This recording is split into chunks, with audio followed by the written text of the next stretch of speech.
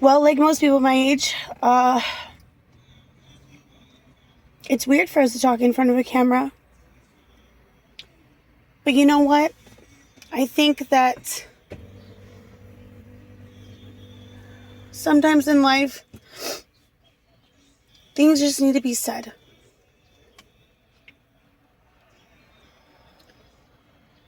And sometimes people just need to let things out and let the world know. And why? I don't know.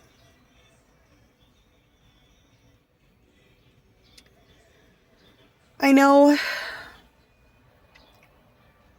that I can't give up because I have people counting on me. And I know I can't fail because I have people counting on me.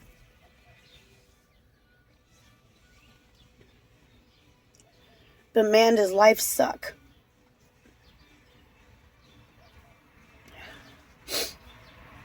My name's Amanda. I'm 36. I live in San Antonio, Texas.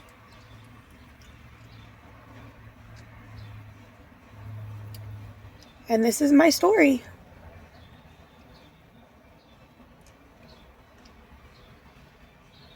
I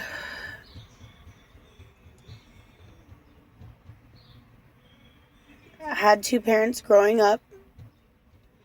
When I hit middle school, my parents divorced. It was a nasty divorce. It wasn't nice. My parents did the best they could with what they had. Like most people in their generation, things were difficult for them to speak about.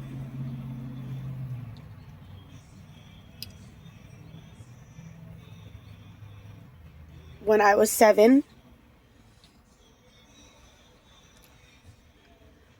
I was touched by my aunt's husband.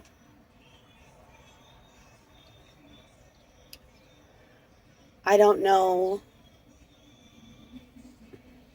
what other things happened, but I know that I will have nightmares of that incident for the rest of my life. I can't really remember anything past 10, and I don't go digging. I don't know that I want to know. I'm okay, you know? As okay as I can be, I guess. I'm sure I've had lots of trauma come from that, things that I'm not fully aware of because I am not a professional, right? That's why we're here.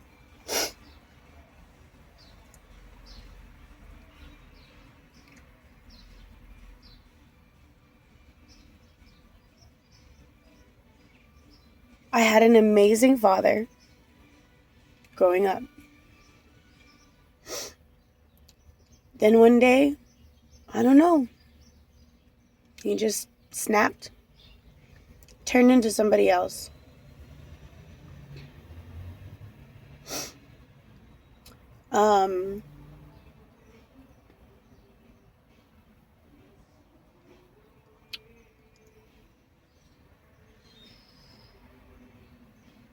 At that point, I was probably 12. We're talking 2002, 2003.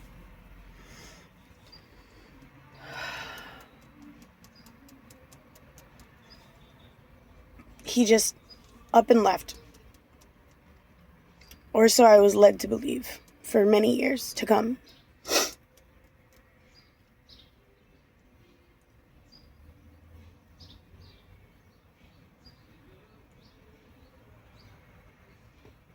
I loved my dad. I was very close with him. I didn't know how to handle his leaving. It hurt. Couldn't speak to him, couldn't see him. I thought my dad just walked out on me. I come to find out that for all those months, he was living at my best friend's house at the time. And I was a kid. We were kids. I got mad at him. Didn't talk to him for a while. It wasn't his fault.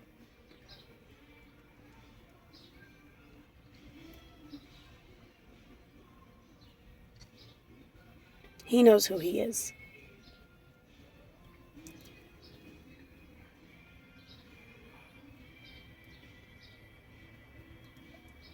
I'm sure that did damage somewhere along the way, along the path.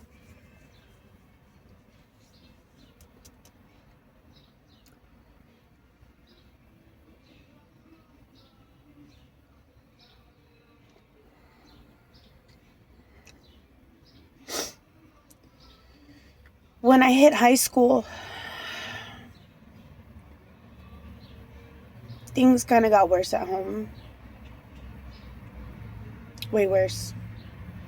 My parents were constantly fighting, but they were constantly fighting before. My dad turned into an alcoholic, and who knows what else he was doing. I don't know. I never even really asked. I don't think I wanted to know.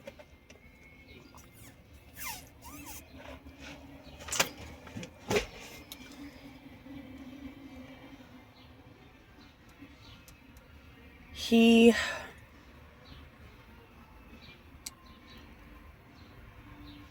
became a shell of a person I once knew. Because the same person that was staring back at me just wasn't my dad anymore. I guess that's the best way to explain it is, people change. Life happens. Things happen. My dad had his own traumas. My mom had her own traumas growing up, and mental health back then was not a thing. It was taboo.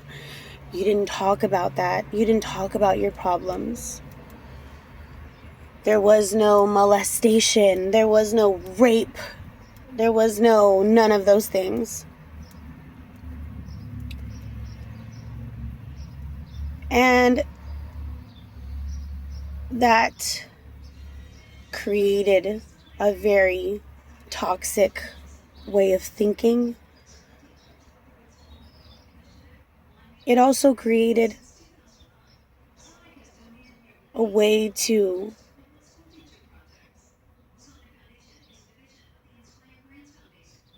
be able to hide your feelings, be able to shove it all down in the box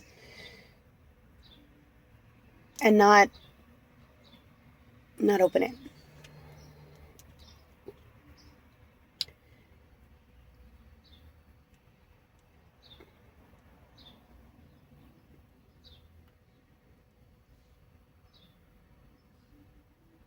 When I was 14, I met a boy. He was the cutest boy, the sweetest boy, the most handsome boy I'd ever laid eyes on.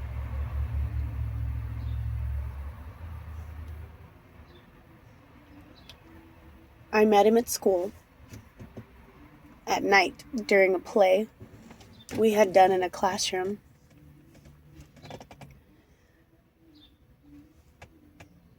I was Ebenezer Scrooge in the play, and the boy had come to help from another class. He knows who he is too. And as I was on stage, my shirt opened up from the back. The buttons just popped off or something. I don't know what happened. That boy grabbed my shirt and held it for me while I was on stage and I finished my lines. I remember walking backwards and I could feel his hand still on my shirt, clenching it closed for me. And I walked backwards and I turned to face him.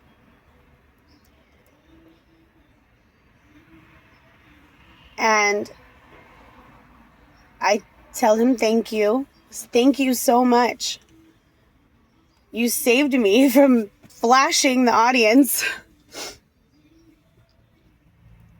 I said, I'm Amanda.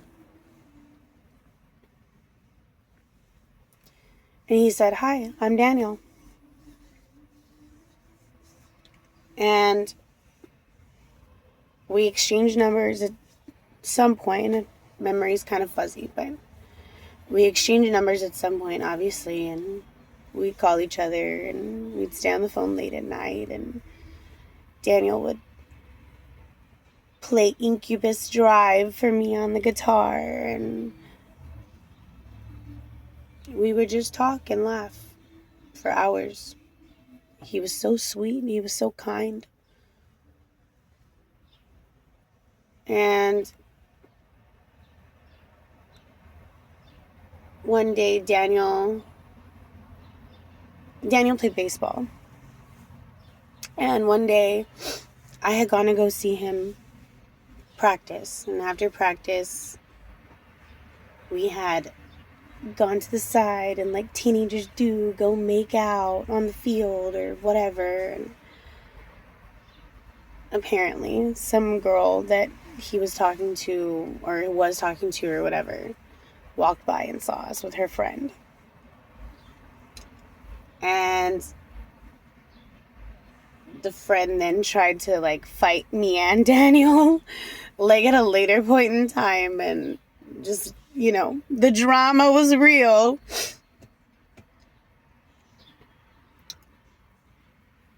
And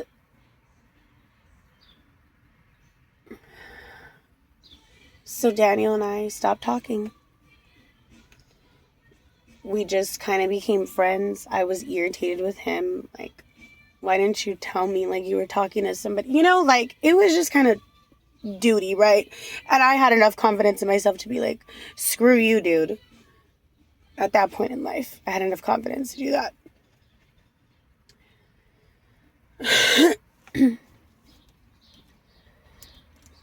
I didn't have a boyfriend for the whole freshman year. After Daniel. Not that he was ever really my boyfriend at the time, but, we were talking. Never got with anybody else after that.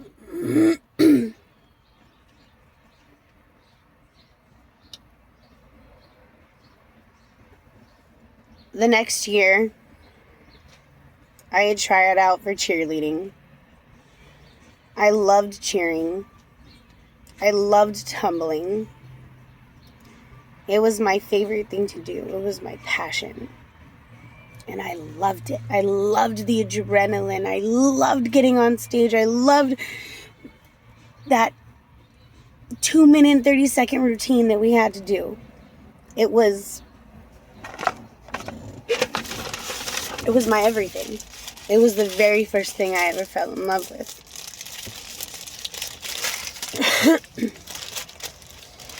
So, we'll back up a little bit. That summer, before going into my sophomore year in high school, my mom took me to go audition for Disney. At those little auditions that they still do now. Come over, audition. We'll give you a ticket. But you gotta pay like $1,000 to go to a class and this and that, whatever, blah, blah, blah. So,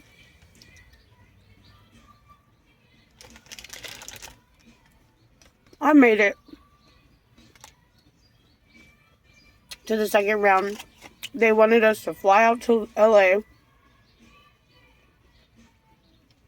and go audition in front of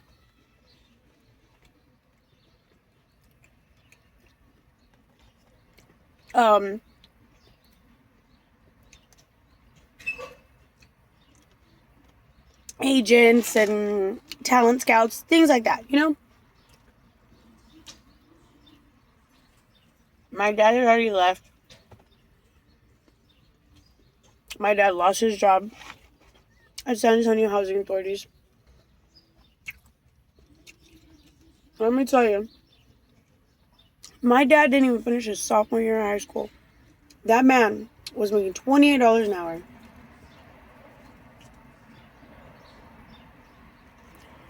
My dad couldn't read very well.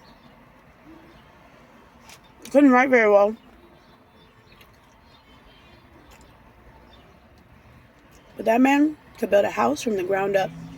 Electrical, plumbing, all of it. He could fix a car. There was nothing my dad couldn't do. So, my mom was left alone with 2 kids.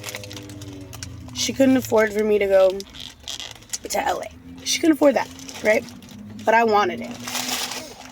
Wanted it bad. I guess she felt bad enough to let me try out for cheer.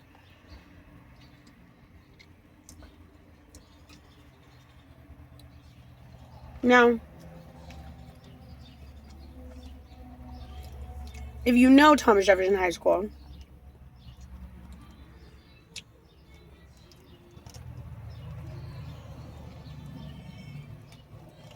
it's a poorer side of town. There are some kids that have money, and there's some kids who don't have money.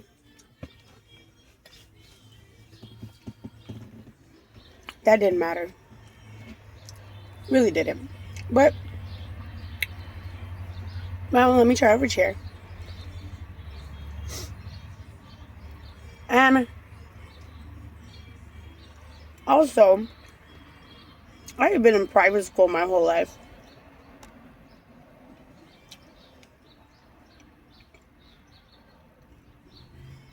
So I was just kind of thrown to the dogs after that.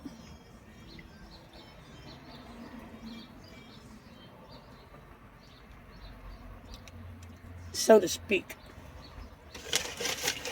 Definitely an uncharted territory for me.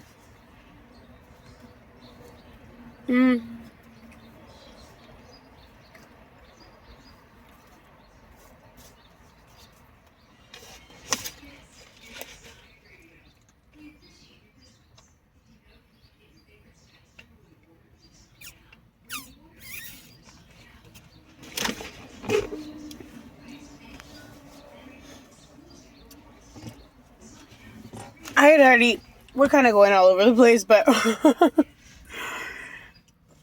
welcome to my ADHD brain, people.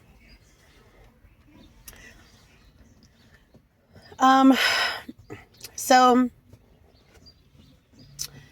I tried out for the cheer squad of Jeff, and I made it. Of course I did. I could tumble, right? Do back handsprings, running back tucks, running back handspring, back tucks, layouts. I was working on full standing tucks. So I could tumble.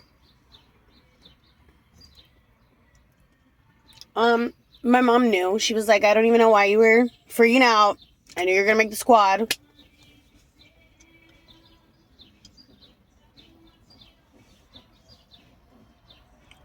So, I make the team. And it was definitely different than the cheer that I was used to. I was used to definitely a more competitive level of cheering. And I was bored. I was so bored all the time. Oh my God. The only time I felt like I was performing at all was pep rallies. But even that, there was no adrenaline. There was no, are we gonna win? There was none of that. I needed that dopamine. I needed it. I wanted it.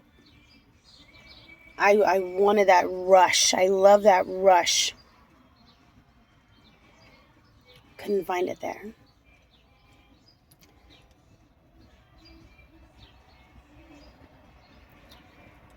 I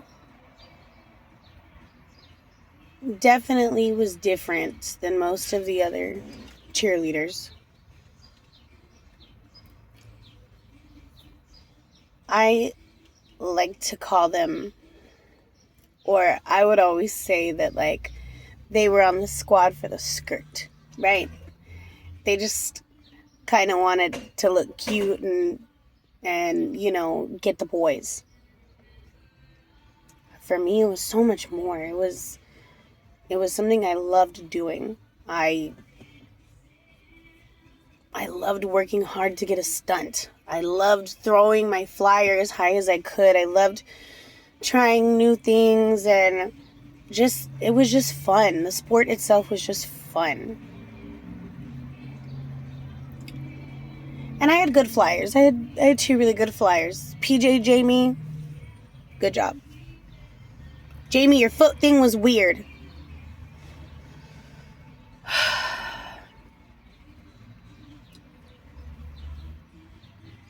But I loved it.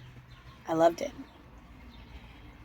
And I was working at the time. I was cheering, I was working, I was going to school.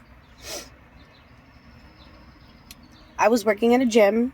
It's not open anymore, so I'm sure it's fine to say. It was called South Texas Gymnastics Academy. And it was home. I had been there since I was 7. Before that, I was a tag. I started gymnastics at 3. And then I switched over to cheer because I just liked tumbling and I liked the stunting. I liked other sports. I played soccer, I played basketball as a kid, but nothing compared to cheer.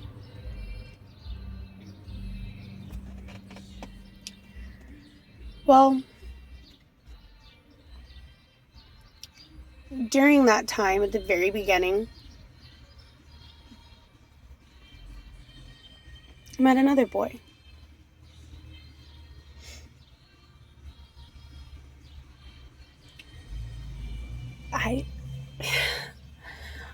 I'm nervous to say his name. He knows who he is, and a lot of people know who he is. If you know me. If you know my story.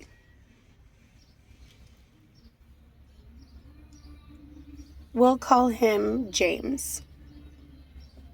Why? Because it's his middle name. So, one day, I had gone with my friend Rudy to McDonald's to go eat. Because gross, cafeteria food, right? And I had money. I was working. I was a working girl.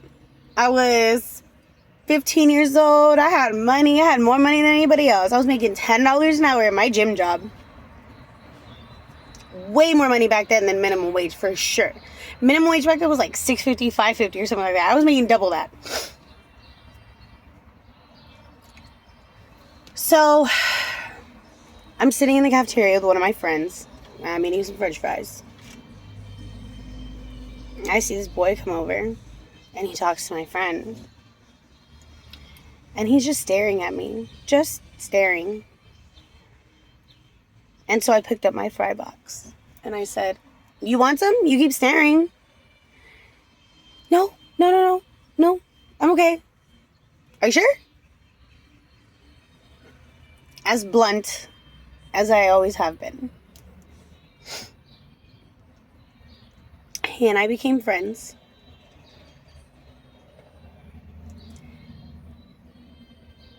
As that friendship grew, feelings grew, as they usually do. And we started our 6-year journey together. And I think this is a good stopping point for another time.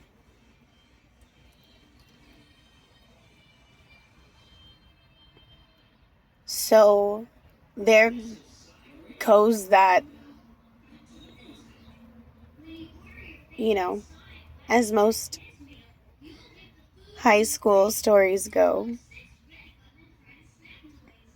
Maybe. But I think we'll stop there at me meeting James and becoming James's friend.